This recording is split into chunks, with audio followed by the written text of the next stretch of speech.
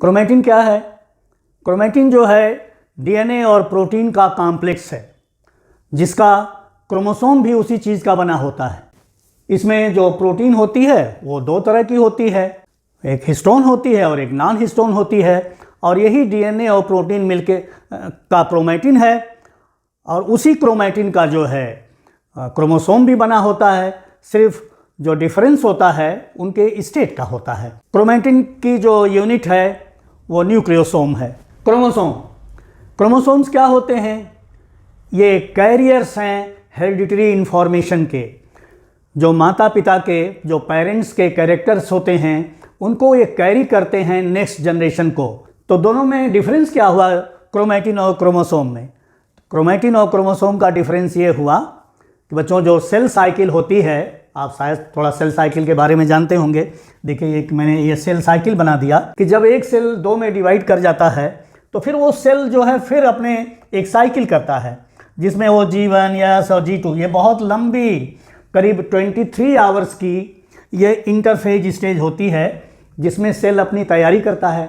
कभी कभी सेल नहीं डिवाइड करता है, ऐसे ही पड़ा रहता है इंटरफेज में। लेकिन माइटोसिस वो 1 घंटे की होती है, 1 आवर की होती है, और उसी में प्रोफेज, मेटाफेज, एनाफेज। इंटरफेज में क्रोमैटिन डीकंडेंस रहती है। डीकंडेंस मतलब थोड़ा अनकॉइल्ड रहती है। और क्रोमोसोम में क्या होता है? जब इंटरफेज से सेल माइटोसिस डिवीज़न को जाता है तो डिवीज़न के समय यही क्रोमैटिन कंडेंस कर जाती है, और इसमें जो है इनके क्रोमोसोम्स के लंबे लंबे जो है स्ट्रक्चर्स दिखने लगते हैं। क्रोमोसोम जो है कॉम्पैक्ट हो जाता है और माइक्रोस्कोप में वो दिखने लगता है। तो वो क्रोमोसोम जो है इस फॉर्म में दिखने लगेगा आपको। सेंट्रोमियर क्या है? सेंट्रोमियर जो है ये क्रोमोसोम के ऊपर ए पॉइंट ऑफ कंस्ट्रिक्शन है। वहाँ पर क्रोमोसोम्स जो है थोड़ा धंसा हुआ होता है अंदर की तरफ। ये क्रोमोसोम का नैरोड रीजन है। और इसी पर जो है ये काइनेटोकोर।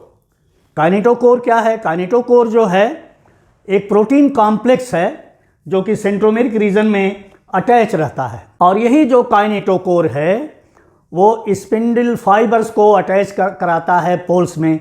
जब सेल डिवाइड करता है, एक सेल से जब 2 सेल बनना होता है, और प्रोफेज में के लास्ट में जब स्पिंडल डेवलप कर जाता है तो स्पिंडल फाइबर्स जो हैं इन्हीं काइनेटोकोर्स के थ्रू पोल्स पर अटैच होते हैं। सिस्टर क्रोमैटिड्स क्या हैं? सिस्टर क्रोमैटिड्स जो हैं ये सिंगल क्रोमोसोम के रेप्लिकाज हैं। रेप्लिका मतलब एग्जैक्ट कॉपी। आपको ये भी पता है कि एक क्रोमोसोम एक डीएनए का बना होता है। तो एक क्रोमोसोम एक डीएनए का बना है, इसका मतलब डीएनए तो आप जान ही रहे हैं कि इस तरह का स्ट्रक्चर है। इस तरह का स्ट्रक्चर हो गया, एक डीएनए है और इसके साथ प्रोटीन लग गई है और कंडेंस हो गया। अब इसको क्रोमोसोम कहने लगे, उसी क्रोमैटिन को। अब इसकी रेप्लिका कैसे बनेगी? तो रेप्लिका में क्या होगा? ये डीएनए का एक स्ट्रैंड हो गया, और ये अब देखिए एक डीएनए से 2 डीएनए बन गया। अब क्रोमोसोम मेनली जो है वो डीएनए का ही बना होता है। तो उस रेप्लिका के मतलब होता है एग्जैक्ट कॉपी। एक डीएनए है, उसी से 2 डीएनए बन गया। एक पुराना स्ट्रैंड रहेगा, एक नया स्ट्रैंड हो जाएगा। एक पुराना रहेगा, एक नया स्ट्रैंड उसी तरह का सिंथेसाइज हो जाएगा। तो ये जो हैं आपस में सिस्टर क्रोमैटिड्स कही जाएंगी। और दोनों जो सिस्टर क्रोमैटिड्स होती हैं वो एक सेंट्रोमियर के द्वारा अटैच रहती हैं। सेंट्रोमेरिक रीजन में इसमें कुछ स्ट्रक्चर्स पाए जाएंगे, वही ये दोनों क्रोमैटिड्स को अटैच रखेंगे और ये दोनों सिस्टर क्रोमैटिड्स होंगी। फिर जब ये दोनों अलग हो जाएंगी तब इन्हें फिर डॉटर क्रोमोसोम कहा जाएगा। तो क्रोमैटिड, क्रोमोसोम और सिस्टर क्रोमैटिड्स ये सब मिलते जुलते टर्म्स हैं। हैप्लॉइड को ट्रेडिशनली एन से और डिप्लॉइड को 2n से डिनोट करते हैं। सभी यूकैरियोटिक सेल में क्रोमोसोम्स के 2 सेट होते हैं। उन 2 सेट्स में से एक सिंगल सेट को कहा जाएगा हैप्लॉइड। जैसे स्पर्म और बैक्टीरियम में हैप्लॉइड सेट्स होते हैं।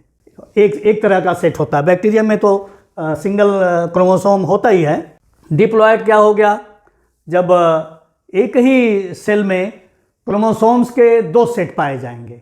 जब 2 सेट पाए जाएंगे तो डिप्लॉइड हो गया। जैसे ह्यूमन के केस में 46 क्रोमोसोम्स पाए जाते हैं, तो 46 क्रोमोसोम के 23 और 23 के 2 सेट हो जाएंगे, तो दो सेट 23 के दो सेट ये डिप्लॉयड कंडीशन है, और 23 क्रोमोसोम का जो एक सेट होगा वो हैप्लॉयड कंडीशन होगी। से देखिए ये होमोलॉगस क्रोमोसोम्स हैं। जब स्पर्म और ओवम फ्यूज़ करके जाइगोट बनाते हैं तो एक सेट जो है फादर की तरफ से स्पर्म के थ्रू आता है और एक मदर के थ्रू आता है, ओवम के थ्रू। तो दोनों के हैप्लॉयड सेट मिलके एक डिप्लॉयड बना देते हैं।